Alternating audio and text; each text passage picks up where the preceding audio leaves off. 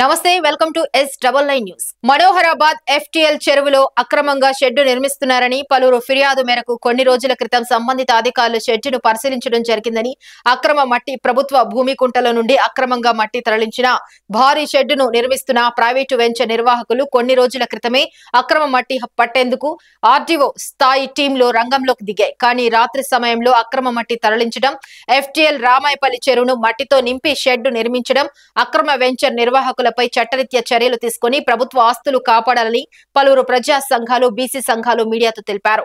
అక్రమ వెంచర్ యజమాని జాతీయ రహదారి వెంబడి ఉన్నటువంటి మనోహరాబాద్ లోని పలు వెంచర్లలో ప్రభుత్వ భూమి ఉన్నప్పటికీ, కోర్టు కేసులు నడుస్తున్నప్పటికీ పేదవాడి సొంతింటి కల ప్లాట్లు కొంటే అమాయకులకు అమ్మి భారీ సొమ్మును మూటగట్టుకున్నారు.